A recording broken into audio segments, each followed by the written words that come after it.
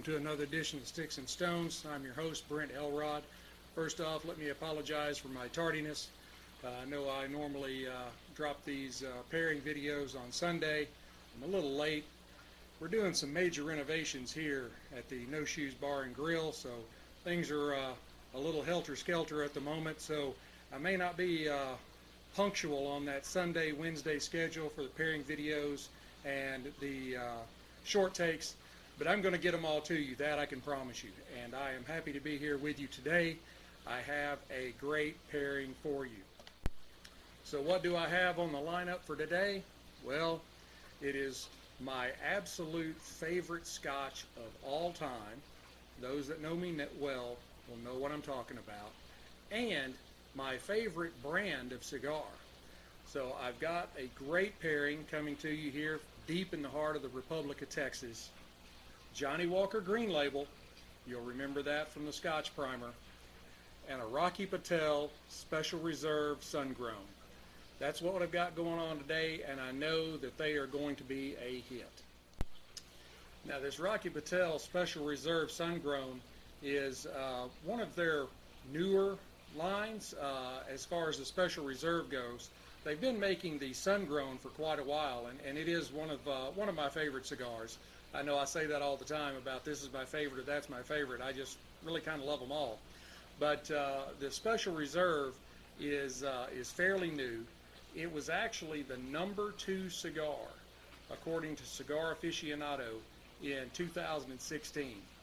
Now, this particular cigar is Nicaraguan made with both Nicaraguan filler and binder, and that's all cloaked with something a little bit different. If you listen to my cigar primer, you know I talked about the Connecticut broadleaf, and that's generally a lighter leaf. We'll take a look at that. That is a Connecticut broadleaf, and it is not light. That is a very dark cloak around this Nicaraguan filler and binder. And the Special Reserve is a little more of a full-bodied cigar. As I mentioned, it is a dark wrapper. It's got a little bit of an oily sheen to it, a fairly large cap, minimal veining, and no real visible imperfections, which is a hallmark of Rocky Patel. He is very, very high on quality. He is a fairly newcomer to the game of cigars. He only got into the cigar making business in the mid-1990s after a career as a big Hollywood attorney out in Los Angeles. But he took his love of cigars and he turned it into a business, and he's done very well at it, and I love many of his items. The 1990, the 1992, the Sungrown, they are all on my list. And we're going to be pairing that today with an equally good scotch.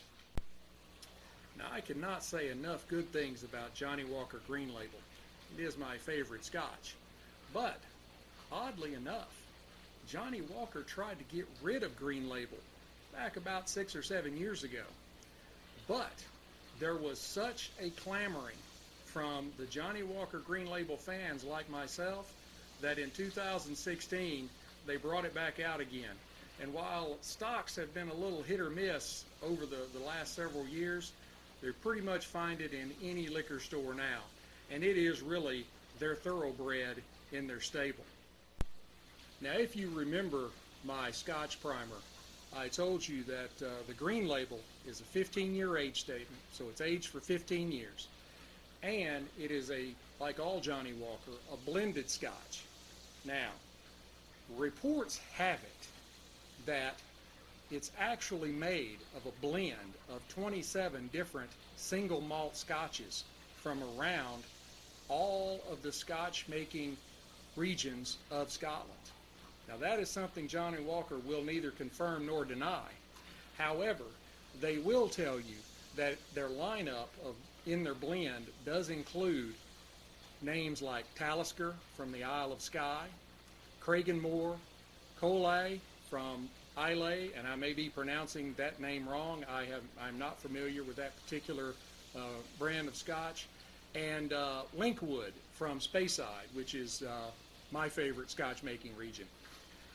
And they combine that into a very robust yet mellow scotch that I think you're going to love. Let's go ahead and give the Rocky Patel here a cut and a little nose and cold draw test.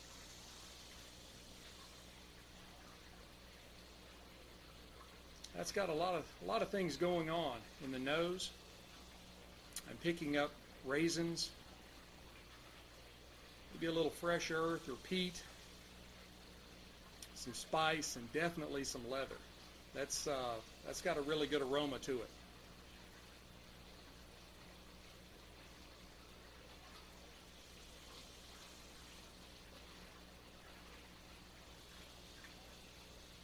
Now on the cold draw, I'm getting a little earthy wood and weirdly what I would describe as maybe soy sauce. But that also could be a little bit of the raisin coming over from the nose. That's very interesting. Now, you know that I am very familiar with Green Label, but I did buy a brand new bottle just for this video, just for that. That was great, wasn't it? Now, on the nose,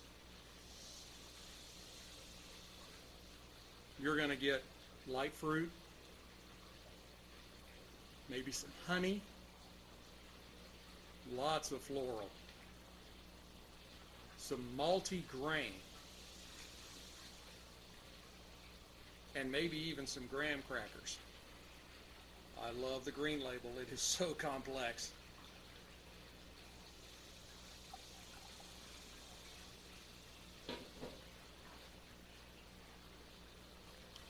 Give you a look at that. That swirls wonderfully, sticks to the sides. It's got a beautiful golden color.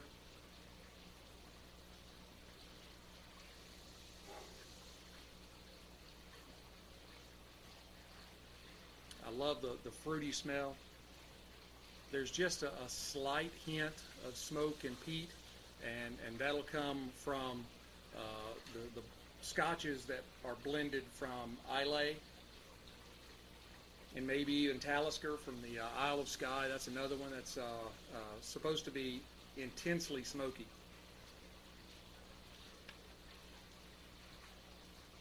Now,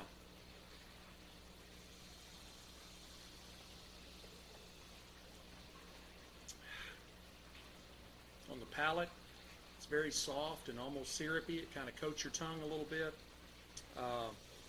There's a little pinch of oat or bran in it.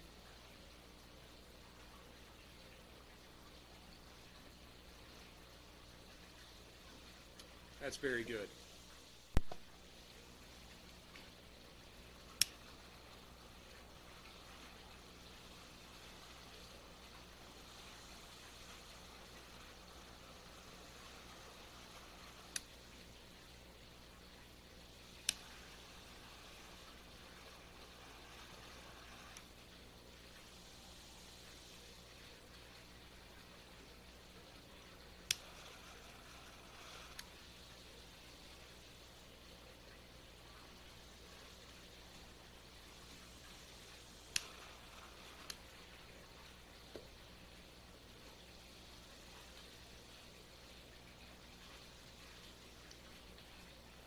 Getting a little chalkiness in the first few puffs of this. That's got me concerned.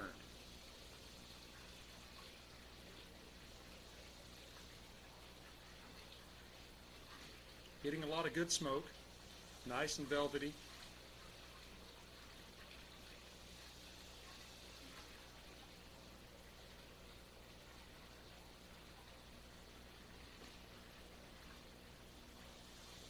It blends well with the Green Label.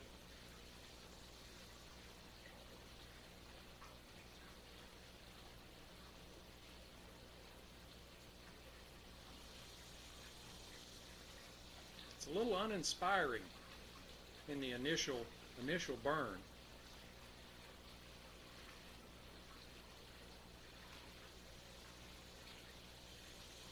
getting a little pepper, a little heat.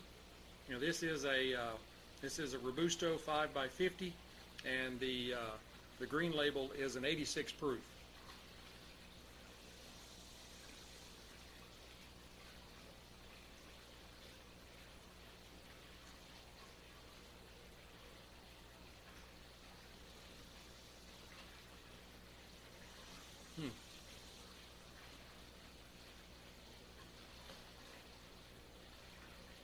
I'm going to go ahead and burn about the first third of this one and come back and give you my initial thoughts.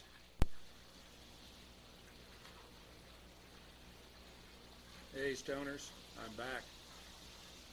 I will have to say, I don't know if Rocky Patel intended this to be this way, but that unimpressive chalkiness that I started with in the initial burn has given way to lots of earthy espresso, maybe even a little bitter chocolate and caramel. This is turning in to be a very good cigar. Now, if you remember my last pairing, I had a problem with an uneven burn. Not having that problem this time. And if you remember, I thought the problem was that there was a roll in the bottom side of the cigar where the tobacco leaves got bunched up, so it was causing them to burn a little slower. Well, you can tell there's no bunching on this one. It is just nice, neat little stacks of grayish white ash, and it is really turning into a very good cigar.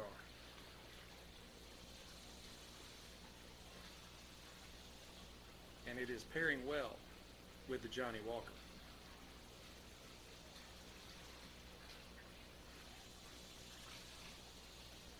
I'm going to go ahead and burn this one down a little farther and then come back and let you see how we're doing.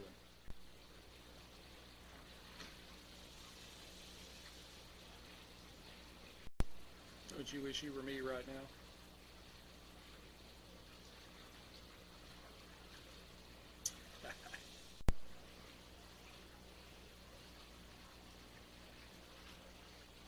By the way, don't tread on me.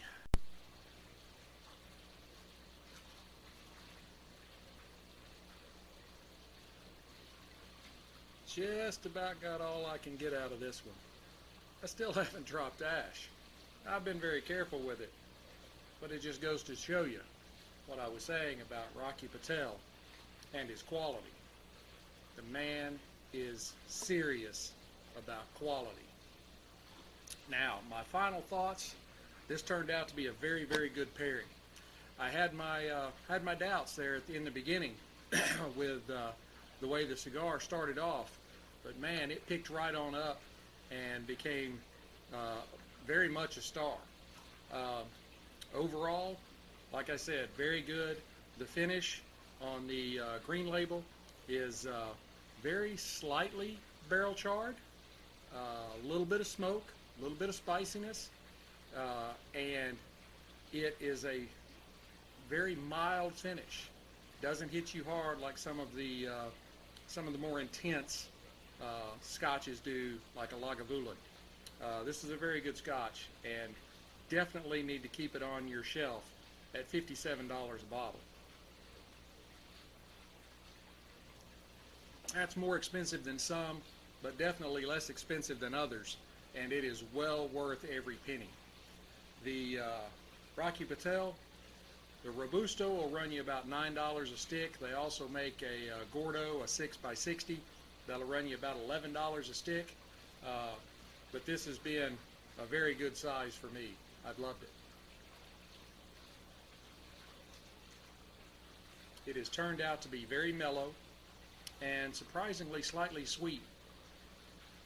Well, I hope you have enjoyed this pairing as much as I have enjoyed bringing it to you.